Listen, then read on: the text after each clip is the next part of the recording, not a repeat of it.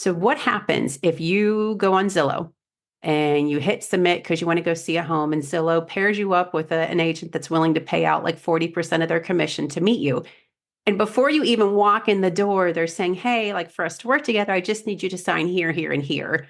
Not explaining it, not reading it to you. And signing that could lock you in to work with them for like a year with no way out, depending on what state you're in. Welcome to season 4 of the Real Estate Replay. This season, we're continuing to share the good, the bad, the unethical, and sometimes illegal experiences that sellers and buyers have had to help you not get screwed over. But we're also going to spend time talking about the many lawsuits floating around the industry and how they can impact you. Perhaps even sprinkle in a few episodes explaining how all these quote unquote helpful companies are making a crap ton of money off of you. In light of the many antitrust lawsuits flying around, which I think we're up to 16 in the US, I'm not sure, there are conversations and changes being made that can greatly impact homebuyers beyond just who's paying commissions. And while in the past, most states did not require you to sign a contract when working with your buyer's agent, with some exceptions being like Maryland and I believe Virginia, that's starting to change. The messaging sent to agents and even some changes in the states like Washington is that you should get your buyer to sign a contract with you ASAP.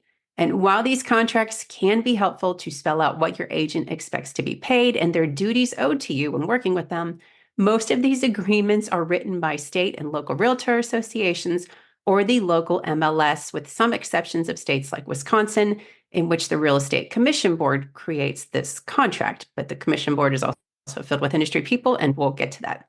So these associations and organizations create a boilerplate contract that goes out to brokers who can then make quote unquote modifications. And as you can guess, these contracts are not neutral and do more to protect the real estate agent than the consumer. So this episode is a big old warning to homebuyers to explain what you might be signing, how some state associations created some incredibly unfair terms, and how you can better negotiate for yourself. And so to help me dissect these one-sided contracts, I've enlisted the help of my friend Doug, who is not only a real estate attorney, but also a licensed broker. I've known Doug for 4 years, but just this last year discovered that Doug is the catalyst behind the Mueller lawsuit, which is the next antitrust case in real estate to head to trial this year. And so for all you conspiracy theorists, especially Anthony Lamacchia, that thought it was an institutional investor or Zillow behind these lawsuits, surprise, it wasn't. It was Doug. He actually helped dismantle the title sham companies in the early 2000s, in which agents were referring their clients to title companies, pretending that they owned them, and then pocketing the money. He's the founder of CARE, which is the Consumer Advocates in American Real Estate, and runs his own company, which is a hybrid model of an attorney and a real estate broker, to which he saves clients money by utilizing buyer rebates. So Doug Miller, thank you for joining me and letting me do like 5 minutes of yapping to introduce you, because I think this is a very important topic and a very much a buyer beware situation we're entering into. Happy to do it. By the way, the one point of clarification on what I do now, I got kind of upset with how much realtors were charging for a lot of years. And I set out sort of an experiment to prove that realtors were charging too much. And so I wasn't doing this to start a new business and to grow it. I wanted to prove that you could hire an attorney to do everything a realtor does, plus give legal advice for about half the cost. And I've proven that concept, and I still make way more than my hourly rate of $350. And so there's some problems here. The fact that a realtor who's going to provide less service than I do is charging twice as much as I am, and they think that's okay, and they claim that they're entitled to these fees because they're negotiable. Right. And so we can talk about that as we get started in the buyer agency agreements. So I think you have some questions you wanted to start with. And yeah, I think we probably have to do a disclaimer. So, this episode is strictly educational purpose only. I'm not an attorney, and Doug is not your attorney, to whomever is listening. It's worth mentioning that every state is a little bit different with rules and regulations, and what we discuss here highlights things you should look out for and discusses some of the worst clauses we've seen in broker agreements, because some of them are pretty awful. Our hope is by highlighting these sections, you're better prepared to negotiate your own agreement with your agent and not be trapped into some 1-year contract with no way out, no opportunity to negotiate with your agent, or end up paying some bullshit fee because they're everywhere. So before we dive into the crux of what's in these agreements and what you should look out for, I think it's important that we explain the different organizations involved in writing these agreements. So we have like the local Realtor Association, we have the state Realtor Association, and we have the National Association of Realtors. And sometimes you have some regional ones too. And some, okay, regional too, right?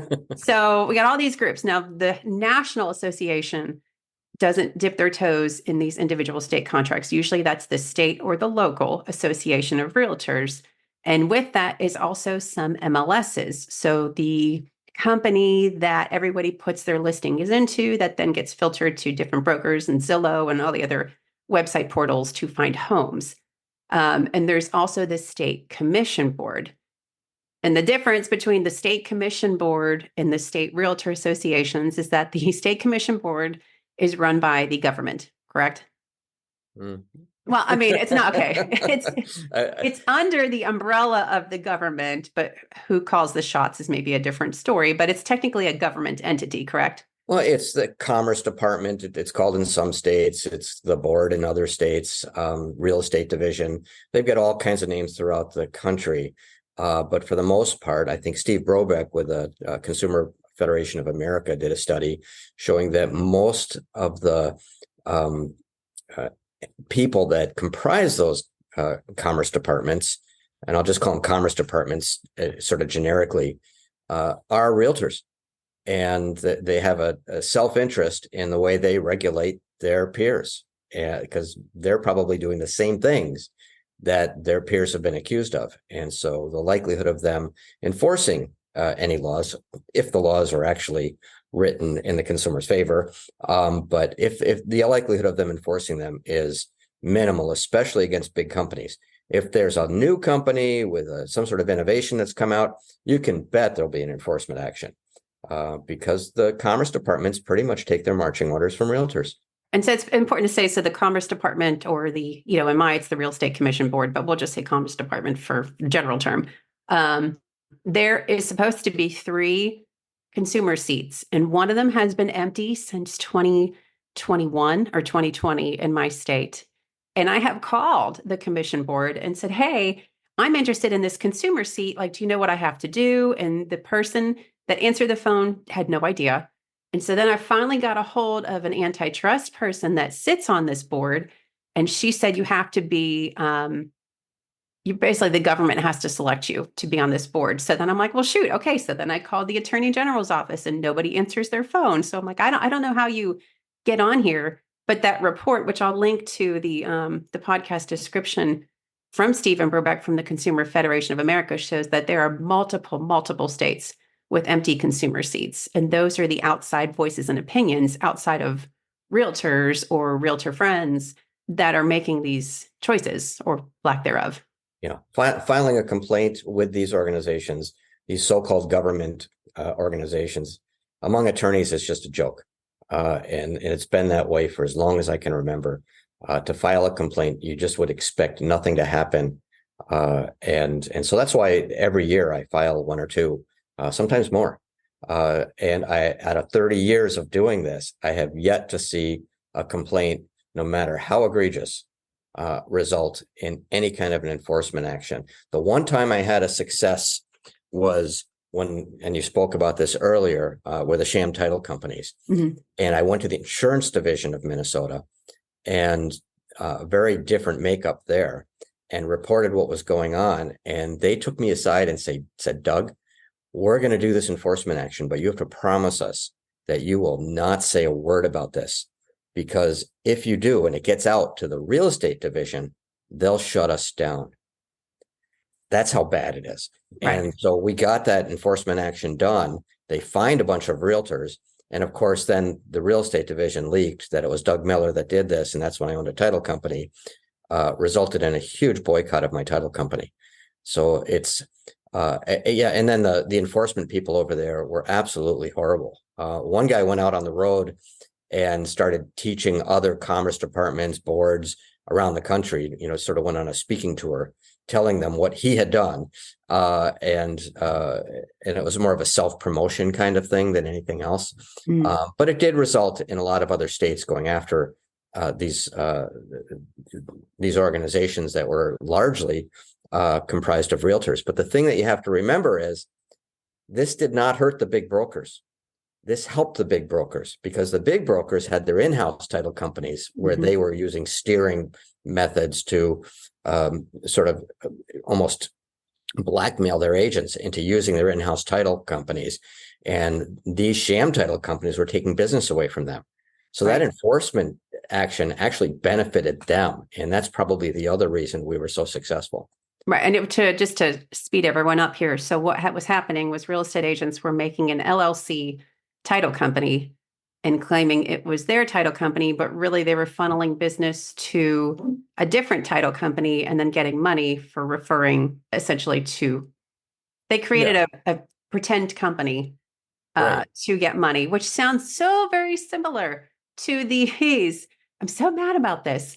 These mortgage companies that are asking real estate agents to spend 20 hours to get their loan officer license so that they can become an employee of the mortgage company and refer all their clients, and they'll get half a point or up to a point or a percent, I'm sorry, 0.5% or more if their client closes with that specific mortgage company that they quote unquote work for.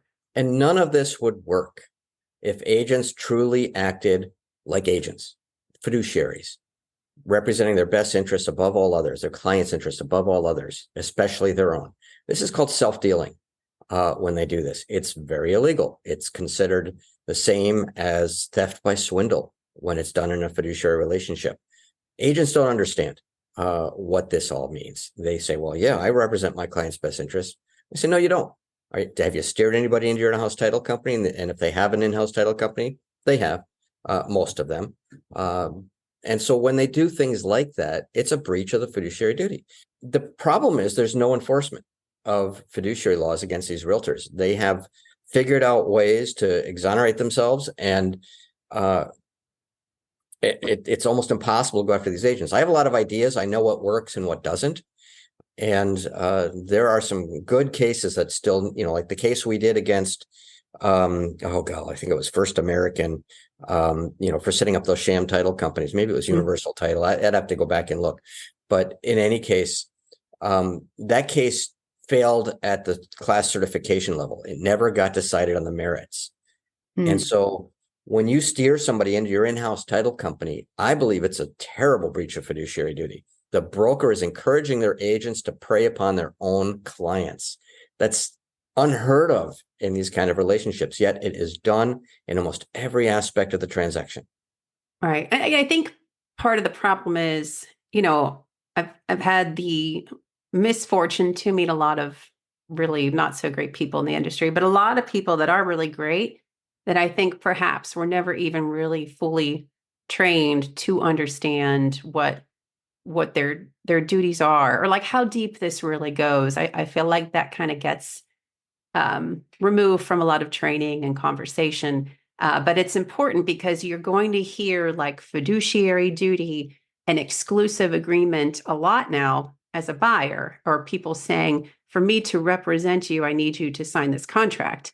And hence, this is where the buyer-broker contract is going to come in play.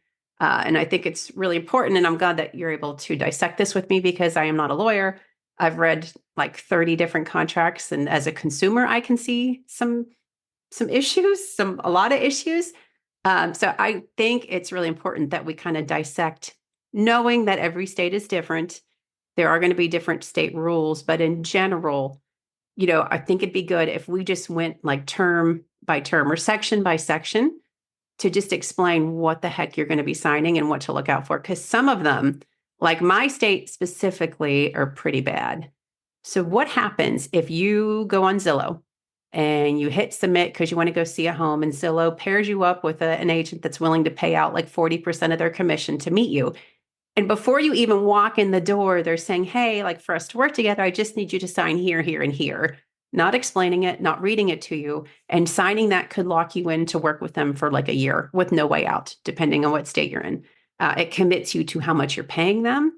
It removes your chance to negotiate what you're paying them if you just sign it without really looking at it.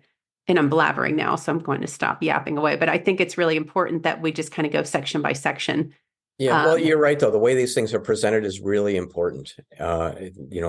If they were, in fact, negotiable contracts, instead what they're called is a contract of adhesion. There's no way to negotiate them. They won't let you negotiate them. If you try to, they'll say the broker won't allow them to. And so these are contracts that are not negotiable. Some of the most important terms you can't do anything about. And, the brokers probably love this idea that they're going to get these things signed early on. In fact, in Minnesota, we have a statute that says before you perform any acts as a buyer broker, you have to have a buyer broker contract signed. Is it done? No. The agents don't do it because they tell their clients they're going to do them a favor. And you know what? I'm not going to make you sign that contract right now. I'll wait until we get a purchase agreement. Well, then it's too late. And they've already earned the buyer broker commission from the listing broker, because that's how commissions are paid. Because who decides if that buyer broker is entitled to that money? The listing broker. And if that's the only contact that the listing broker has had is with that buyer broker, it doesn't matter if somebody else comes in. They're going to pay that buyer broker, and there's not a thing the buyer can really do about it. So, right. And it's probably worth mentioning too that most of these, at least these state, realtor association, local, even some of the MLS contracts are copywritten, and you cannot get them until an agent gives it to you. And so like purchase agreements. Yeah. It's wild. So I went through maybe 30 different contracts. Like my brain was spinning, but most of those I had to ask a real estate agent to send me them because there was no place online to look for them. So you don't even get a chance unless you're having a meeting and while you're interviewing your agent to be able to look at this. And it's some of them are so dense, but you have no access to them. You're right. And so it still makes me mad that like, why doesn't the state, at least my state, provide a more neutral contract? I can guess it's because on that board sits a COO of a major brokerage in my state who probably doesn't want to add a general contract about rebates or like how to get out of this contract. But we'll get back to that. That's just my beef. And it's important to know too, like the way these contracts are used here in Minnesota, and I've seen it throughout the country, is they lock these buyers into these contracts, and it entitles them to a fee if that buyer buys a house in the next year. Right. And let's say what they'll often do is they'll put that buyer broker contract signature in an e-signing session combined with maybe 40 pages of a purchase agreement. Buyer doesn't know they've signed it. They go ahead and the agent that they met with off of Zillow or one of these other websites says, you know what, let's just write an offer just so I can show you the process. I've got a case like this active right now. And they sign the documents, put a lowball offer in knowing it's not going to get accepted. And then afterwards, they decide they really don't like this agent. They're really kind of slimy, whatever the case may be, or they've said something offensive, which I see happen all the time. And they try to fire them. And they won't let them. The broker won't let them. No one will let them out of the contract. And then 6 months later, they hire another agent, tell the agent about this other contract. And that agent doesn't say anything, says, yeah, you're fine. Helps them buy a house. They get paid 2.7%. Then the other company sues the buyer. Right. Because they want money. Yeah, it's amazing how bad it is out there. And these contracts all make it possible. Right. So, yeah. And so, yeah, well, I know you want to dig into this. All right. So let's talk about general terms. And so actually the one that's recently coming out in Washington supposedly has like a preset 60-day term, which you can change. Some people will put it in for a year and you can 100% negotiate what the term is. So when it starts and when it ends. And I think it's important to say also that it could be specifically for one house. So like if you have to sign it and you don't know if you like that agent, it's fair to say, could you not just put like the address of the home and not the date? Great point. Yeah. The time wise, like I would never sign one of these for a year. Unless it has a meaningful termination clause. Ooh, yes. Let's move into that because in my state association, the only way out, again, we should remind home buyers this agreement is with the broker. So, or broker in charge, depending on what your state calls them. So it's not even really with your real estate agent. So you could go to the broker and be like, hey, this real estate agent sucks. And in my state, the only way to get out of this agreement, how the state association has written it, is if the broker says, sure, I'll let you out of this. Right. Like my contract here in Minnesota says, this contract may only be canceled by written mutual agreement of the parties. Well, that sounds fair, doesn't it? Except the broker has to agree. And if they don't, you're stuck. Right. And that's the other thing is when they wait to get these contracts signed, there's two really important points in time when these contracts are signed: before they form an agency relationship or after. If they get it signed right up front, well, there's no agency relationship at that point in time. So they don't have to explain everything to their client. They just can get them to sign it. And there's no fiduciary duties owed. If they wait until an agency relationship is formed to get it signed. So in other words, the agent's been giving them advice and becomes what we talked about the other day, an implied agent, where the consumer becomes a client and they have a right to rely upon the agent's advice. Well, if that relationship has already formed and then the agent presents one of these forms, well, now the agent is in a pickle. They don't know it, but they have a duty to make sure they get informed consent, that they explain every aspect of this, but more importantly, that they're representing their client's best interests above all others, especially their own, which basically says this contract, you shouldn't sign it. Is the advice that should be coming out. And, on another topic that you started, the reverse of what you were saying before, that's also important to recognize. Let's say you sign one of these contracts. It is with the broker. And let's say it's your best friend who you've hired and and they're super agent. And that agent has a falling out with a broker and leaves the firm. Guess what? You don't get to go with that agent.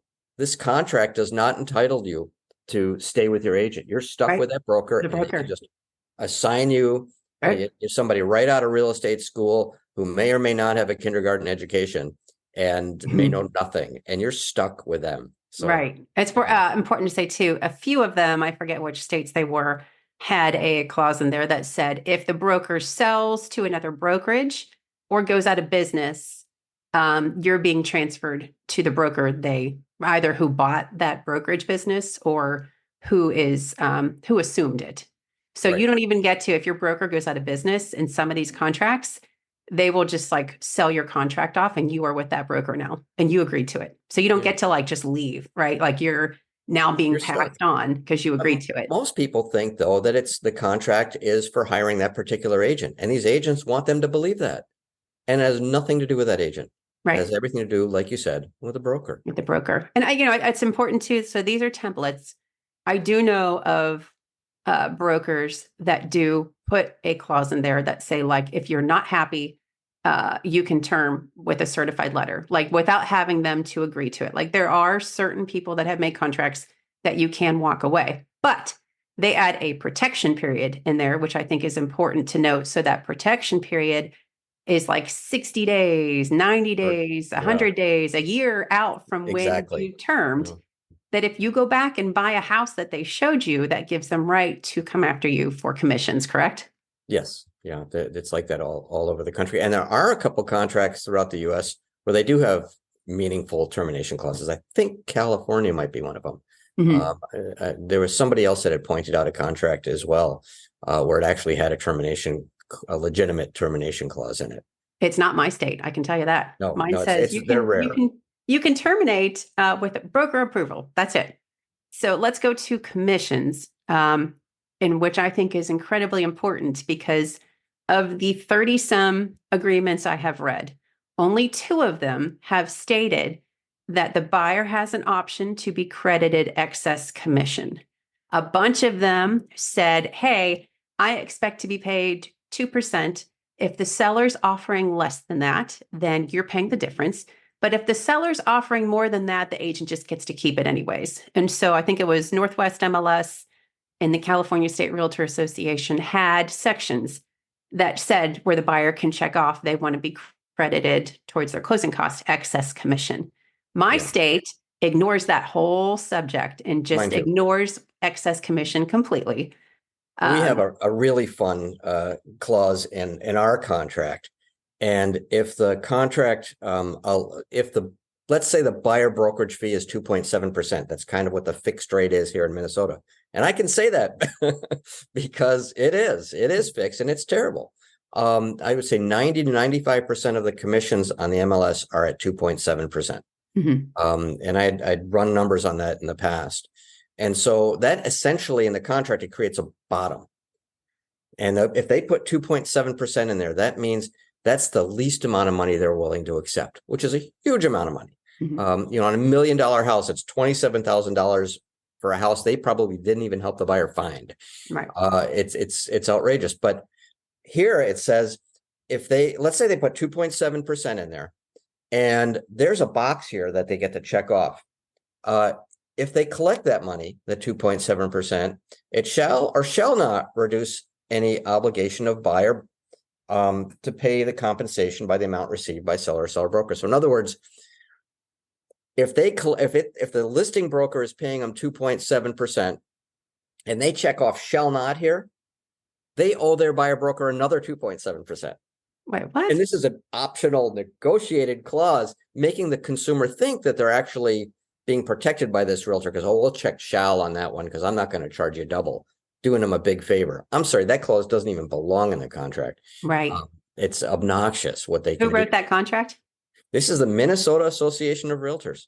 Oh, In other isn't that words, nice? it's a group of competitors sitting behind closed doors, colluding to come up with terms, supposed to be negotiated terms behind closed doors that give them a huge negotiating advantage. It's put out as boilerplate, and they say, well, that's the standard form, and it's approved by the Realtor Association, so you should sign this, and you should feel good signing it.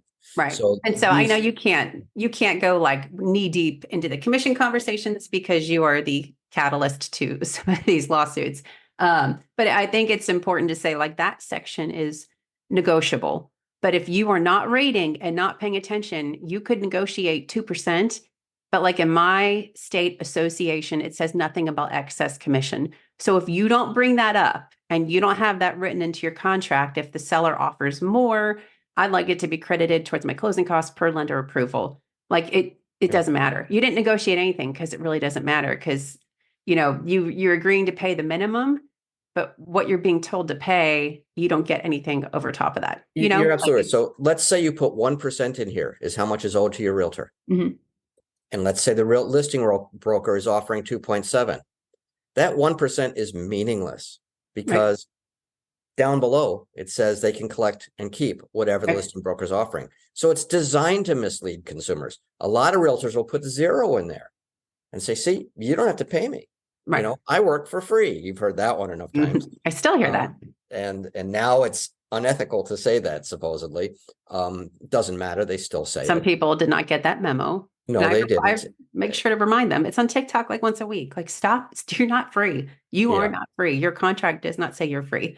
So then they get to keep this colluded amount, this 2.7%. And they say, well, that's my fee. I'm entitled to that fee. I've worked for that. They've all got talking points, how to defend this price fixed 2.7%, except when it comes to, well, did you negotiate that fee?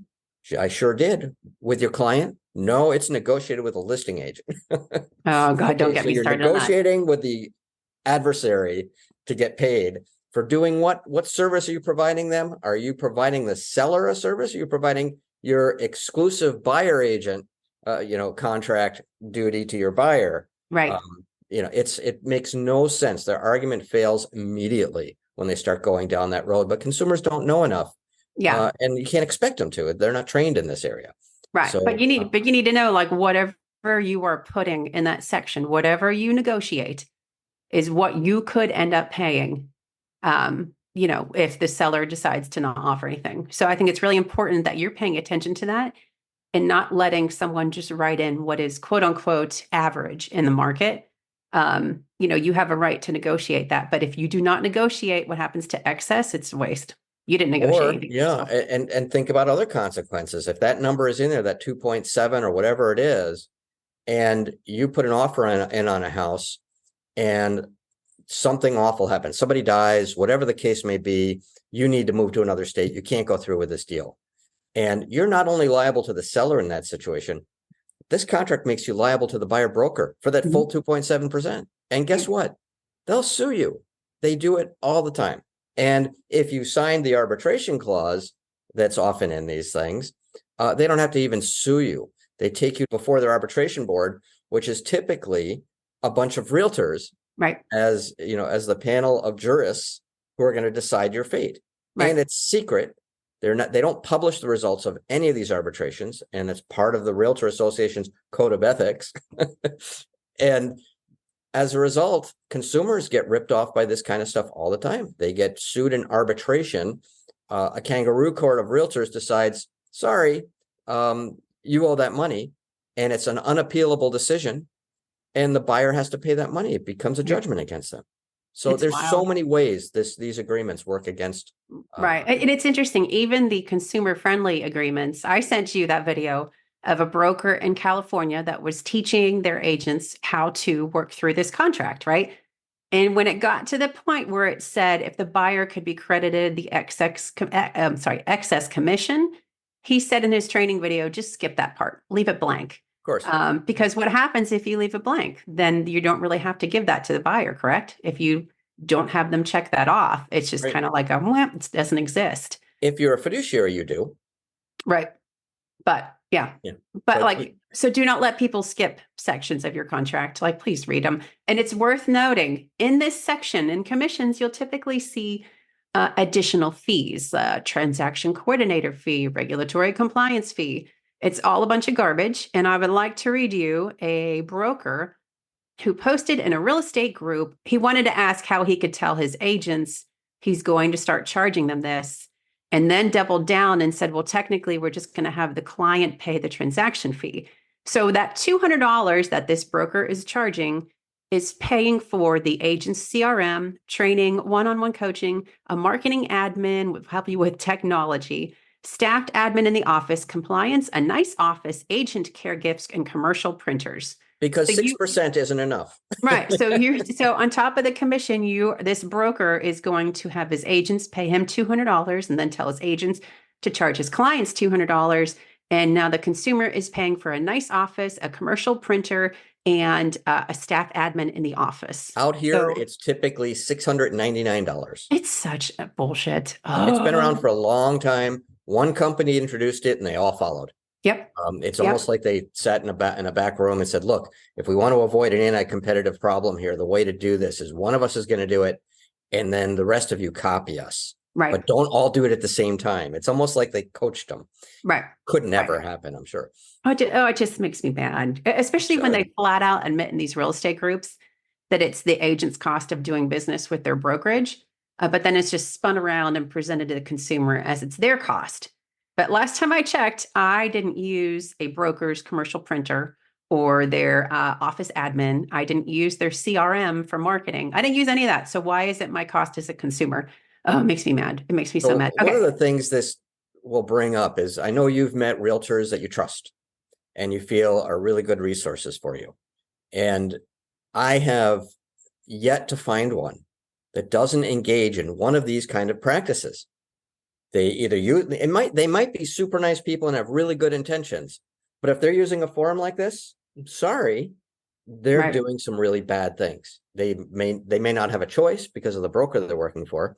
And this is why I tell consumers, you know what you need to do is you need to find a forum, which hopefully we can put together at some point, that an amendment to these forums that will, keep the state mandatory terms in there, but maybe add some stuff that can help consumers. But we need to tell them, you need to go with a small broker, somebody who can meaningfully agree not to engage in dual agency, not designated agency, none of that stuff.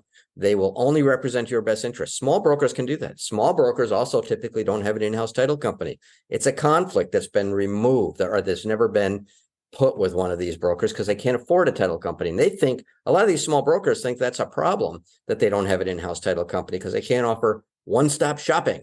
I call it one-stop robbing. Right. Make more money.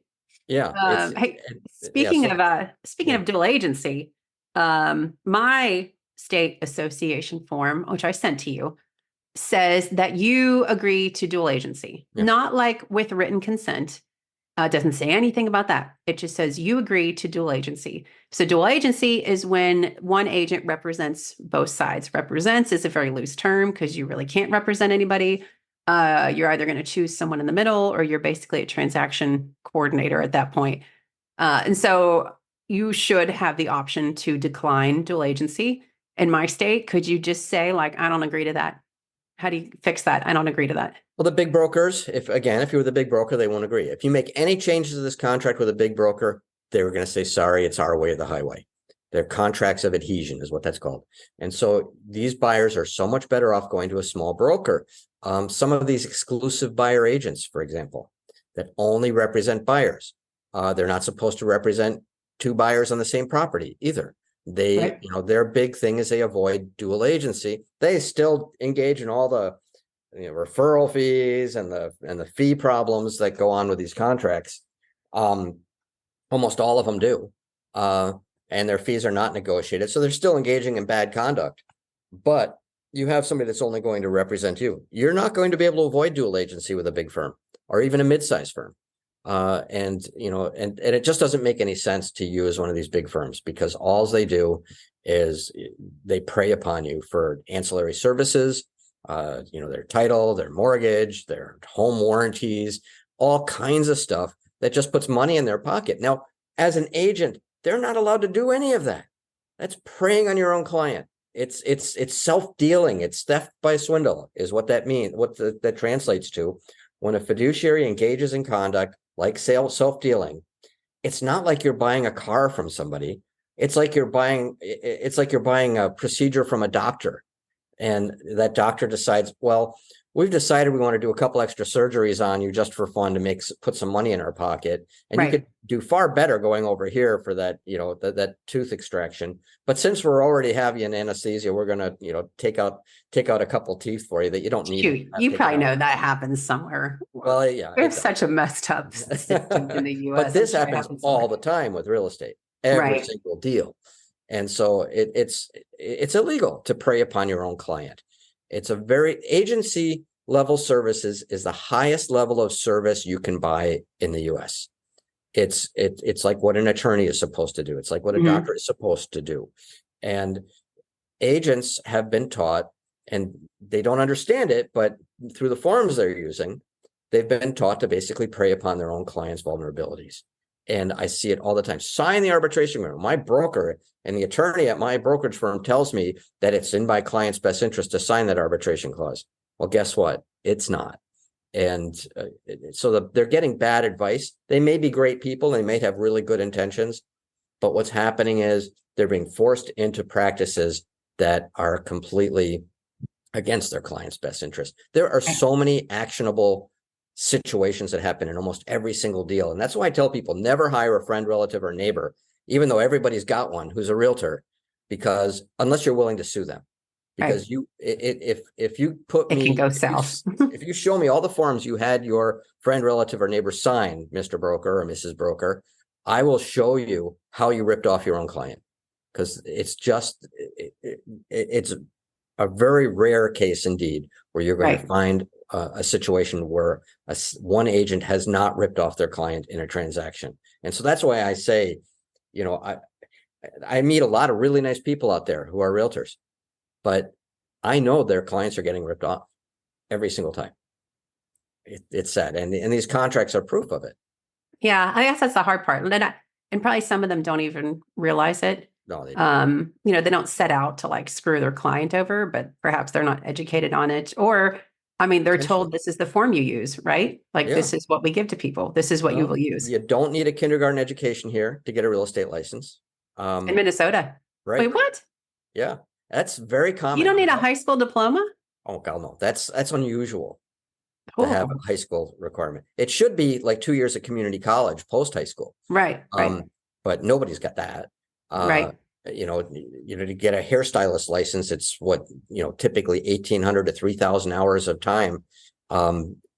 and a real, and that's a tough job too, but to a real estate license, Right. it's 30 hours of training and you're free to go maim the public. Oh, good Lord. I'm sorry, but that needs to change. That's why everybody has a friend, relative, or neighbor who's a realtor. Right. And It's that's very why easy to get you have into. realtors doing 1 or 2 deals a year, maybe. Right. And you can't expect them to have any level of experience that's going to help a client Right. with that, working that little. Yeah. Shoot, I didn't realize what time it was. We don't have to do a part 2 on this because it's about to get really loud in my house. But because I think I need to talk about liability and types of agencies. There's so much to this. It's hopefully I don't come off too intense, but No, I mean, but here's the thing, like your experience is based on what you've seen, right? And you are 30 years deeper into this or 26 years deeper into this than I am, right? You've seen way more. I'm old as shit. Yes, I get it. No, I didn't know. I didn't mean it like that. But I think No. you've had more clients reach out to you with incidents and issues and more dealings with the state board. I can't even get one to call me back. Right. So I think your perception is based on what real life things you've had to deal with. Yeah. I don't mean any ill will towards these people. I know that they are, have been bamboozled just as bad as the consumers they're serving. Right. They have no idea, how bad this is, Right. but they have all received talking points from their broker Right. on how to combat, an objection when it comes up. That's what sales Right. people are trained Show in. me your value. I need to see Yeah. your value. What's your Yes. value proposition? I'm like, oh Yes, my I God, hear stop that one using more that time. word. Stop it. Well, and we're pro-consumer and pro-competitive. Yeah. Right. We just all charge the same thing. It's totally Yeah, competitive. it's kind of I like just Trump, it's like, Right. anything he says, it's the opposite, Right. and Right. they are not pro-competitive and they're not pro-consumer. It's just, it's so gross. All right, well, let's do this again. Yeah. So we'll do a part 2 about liability. I sent you the Louisiana one, right? Where it says they have 0 liability for any inaccurate or I incomplete think you did information. send that. And 0. Have a story or a question you want to share? Hit us up at therealestatereplay.com.